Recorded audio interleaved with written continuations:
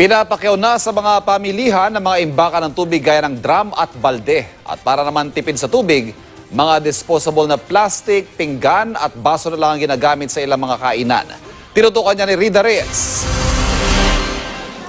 Nagkakandara pa na sa pagbili ng mga baldeng mapaglalagyan ng tubig ang ilang customer ng Manila Water sa tindahang ito sa Barangay Batasan Hills, Quezon City. Lalo pa raw ngayong nag-anunsyo na ang Manila Water na simula ngayong araw makararanas na ng water service interruption ang lahat ng kanilang customer sa loob ng 6 hanggang 20 oras kada araw. Wala na sa Marikina pumunta ako, walang mabili. Kaya pumunta ako dito. Magsa-summer na Kailangan may stock na tubig. Kailangan may additional na stockan. Sa kabilang side namin wala ng water. And then last night, nawalan na rin yung meron kahapon. So, nagre-ready na kami.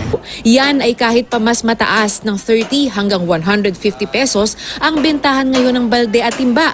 Gaya ng steel drum na ito na 650 pesos na ngayon mula sa dating 500 pesos lang. May dagdag na 10 piso pa kung may kargang 30 liters na tubig. Kaya tumaas yung presyo kasi umangkat na lang kami. Wala na yung mga drum dealer sa probinsya, doon na lang kami kumuha. Dahil din sa pakyawa ng mga drum na imbakan ng tubig, kaya nagsikip ang daloy ng trapiko sa kahabaan ng sumulong highway sa Antipolo kagabi. Mabilis nagkaubusan kaya ang ilan wala nang inabutan.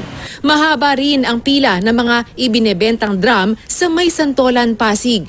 Hindi lang imbakan ng tubig ang mabenta ngayon, kundi maging mga disposable plastic at paper plates at cups na alternatibo para iwas hugas ng mga pinagkainan. Pero hindi naman daw nagtaas ang presyo nito. Kamusta yung mga benta ng mga plastic cup, mga plastic tin?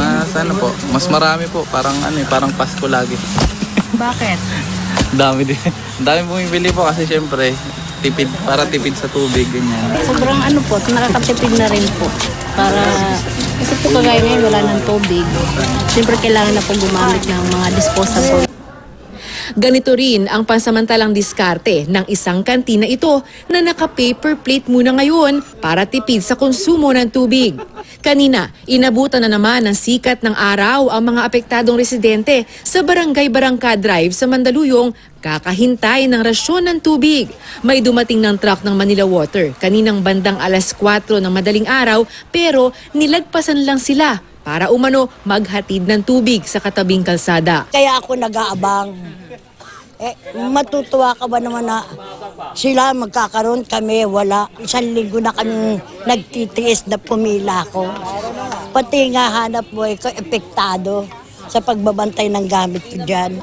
Uminit din ang ulo nila nang ipila ng isang kapitbahay ang dambuhalang plastic drum na ito na halos kasing laki na raw ng portable swimming pool. Pare-pares naman po kami nag-aantay, pare-pares din naman kami nagpupuyat. Dapat yung sakto lang, hindi yung ganun Diyos ko, kulang na lang, doon na sila maligo, doon na sila tumiri. Nakatakdang magdeklara ng state of calamity ang Mandaluyong dahil sa water shortage. Naghihintay na lamang daw sila na makumpleto ang rekomendasyon ng mga barangay para mabigay sa mayor.